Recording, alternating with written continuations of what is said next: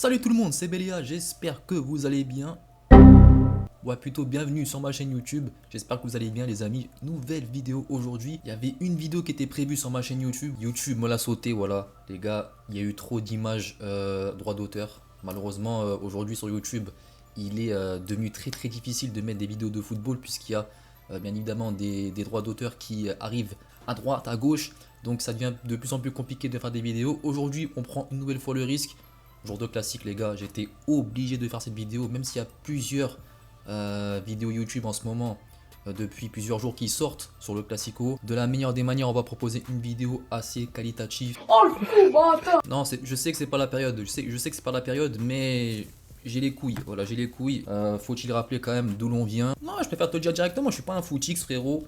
T'inquiète pas, je suis neutre dans cette vidéo, je vais vous mettre à l'honneur les deux clubs, il n'y a pas de problème. J'ai pris 5 buts qui pour moi m'ont marqué lors de ces classicos. J'ai pris à peu près des buts entre guillemets intergénérationnels, des buts qui ont marqué à peu près toutes les époques. Je sais qu'il y en a qui étaient dans le ventre de leur daronne quand les buts ont été inscrits, hein. Je le sais, même moi j'étais dans le ventre de ma daronne. Les gars, ne venez pas me crier dans les commentaires, non mais moi j'étais pas né, t'étais pas né, tu connais rien. Ouais, je suis là pour transmettre la passion, pour transmettre les émotions, pour retransmettre les buts qui ont marqué ce classique. Putain, dans la vidéo, il y en a qui vont se dire je suis pas sponsorisé Rockstar encore dans la vidéo. J'aimerais bien. Hein. Rockstar, si vous avez un bon filon, je veux bien qu'on me sponsorise la vidéo. Les amis, le premier but que je vous propose dans cette vidéo, c'est un but qui a marqué l'histoire de l'Olympique de Marseille. Si je vous dis 1993, Ligue des Champions, seule étoile sur le maillot. Là, j'ai 1, 2, 3. Ouais, moi j'ai plusieurs étoiles sur ma veste. Mais l'Olympique de Marseille, ils ont bien une seule étoile. L'Olympique de Marseille avait gagné la Ligue des Champions 3 jours avant. 3 jours après, elle affronte le PSG. C'est le défenseur emblématique de l'Olympique de Marseille, Basile Boli, qui avait marqué 3 jours avant aussi contre l'AC Milan en finale de Ligue des Champions. Il récidive. Un coup de casque, vraiment, lui-même il a cassé le ballon, tu vois. Lui, c'est même pas lui qui s'est fait mal, c'est le ballon. C'est le ballon qui a souffert le martyr, frérot. Le ballon, il a un hématome encore à l'heure actuelle. Un but exceptionnel, une tête splendide. L'OM gagnera ce match ce jour-là et sera champion de France. Mais vous connaissez l'histoire, peut-être que vous ne la connaissez pas. L'Olympique de Marseille cette année-là s'était fait retirer le titre parce qu'il y avait eu une affaire Valenciennes-OM. Vous ne connaissez pas l'affaire Valenciennes-Olympique de Marseille 1993, je vous invite à aller voir sur YouTube. Voilà, c'est une affaire qui est connue dans l'histoire du football français. Une affaire où des joueurs de Valenciennes auraient été payés pour tout simplement baisser le pied et laisser Marseille tranquillement gagner le match. Un deuxième but en 2002. Il y a un Brésilien, il rentre sur la pelouse, il venait d'encaisser une boîte de nuit à 5h du matin, il venait de se lever, il a pris le jet privé, il est arrivé à la canne de bière et il t'a posé ce classique. Qui file vers le but de Rougneux, Ronaldinho face à Rougneux, ballon piqué, but. Ah, il s'en battait les couilles, hein. Le mec il vient de gagner la Coupe du Monde 3 mois avant, parce qu'il faut savoir que le mec, en l'occurrence vous le connaissez tous, c'est Ronaldinho. Vous le connaissez tous un minimum qui est Ronaldinho, je vais pas vous faire l'histoire. Un joueur emblématique, exceptionnel, légendaire. Un troisième but qui a marqué l'histoire pour moi en termes de classico quand même, 25 avril 2004. C'est un but qui pour moi à l'heure actuelle, je ne sais même pas comment c'est possible de marquer un but quasiment fermé à cet angle. Pedro Miguel Paoletta. 8e pour le Paris Saint-Germain, Paoletta face à Barthez. Et Barthez qui a excentré l'attaquant du Paris Saint-Germain. C'est un geste de génie. Tout simplement un match qui a marqué l'histoire de ces classicos. Barthez il s'en souvient encore je pense de ce but. Hein. Barthez franchement il devait avoir le casque frérot qui suait ce jour. Quatrième but il va un peu plus vous marquer.